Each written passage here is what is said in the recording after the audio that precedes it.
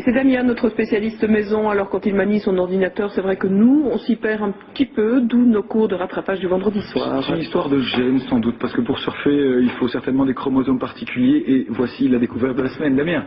Des chromosomes particuliers, je ne sais pas. En tout cas, est-ce que vous savez combien nous avons de paires de chromosomes? Chacun, 2, 3, bagage génétique. 23. Oui, bah voilà, 23. j'y arrive. Nous avons chacun 23 paires de chromosomes qui contiennent tout notre bagage génétique. Ça tombe bien, il y a une société d'ailleurs qui s'est lancée début de cette semaine-ci aux États-Unis qui s'appelle 23 et moi, 23 and me. Ouais.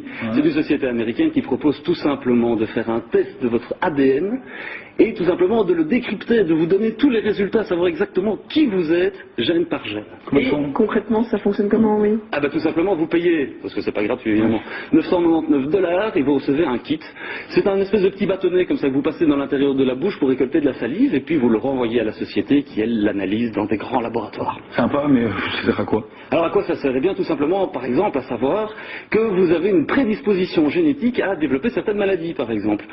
Les résultats qui vont être fournis vont vous dire, par exemple, que vous avez 23% de chances en plus que la moyenne des Américains, puisque je le rappelle, c'est uniquement aux États-Unis, par exemple, d'avoir un cancer ou de développer un gros problème cardiovasculaire, par exemple. Donc on peut adapter son style de vie un petit peu en fonction des risques. Alors ça, c'est un petit peu le côté rose de l'histoire, parce qu'effectivement, ça permet de modifier un peu son rythme de vie. Hein. Quelqu'un qui fume 3 paquets de cigarettes par jour et qui se rend compte qu'en plus, ces gènes le prédisposent à un cancer du poumon, ça va peut-être un petit peu le faire réfléchir. Mais il y a des dérives, j'imagine. On peut imaginer les dérives de ce genre de choses. Non seulement de faire une certaine forme d'eugénisme, hein, c'est-à-dire de ne sélectionner finalement ses partenaires sexuels pour avoir des enfants uniquement sur base de leurs gènes. Montrez-moi votre carte génétique. C'est un petit peu le film Bienvenue à Gattaca, pour ceux qui l'ont vu, qui est sorti en 1997, si je ne me trompe, où on faisait de la sélection génétique comme ça pour envoyer des hommes et des femmes dans l'espace.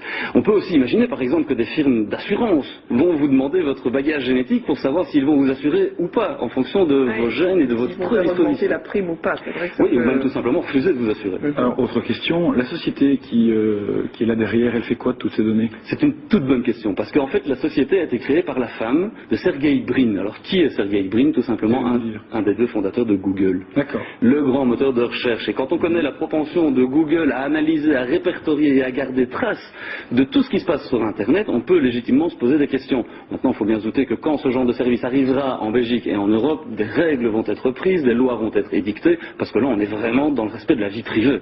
Tout simplement. C'est vrai que ce serait un petit peu dommage de trouver toutes ces données. C'est un peu le modèle économique de Google, hein, c'est de se dire si on arrive à anonymiser, c'est-à-dire à séparer le nom de la personne avec le résultat de ces tests, et bien on va pouvoir conclure des enquêtes analytiques et faire des statistiques et se dire voilà, on partir un peu dans tous les sens. Là, ça pose quand même des grosses questions. Parfait, merci en tout cas pour ces précisions. Rappelons quand même ce site existe depuis 3 jours, donc ça c'est neuf comme données. Maintenant, on va s'intéresser au dicton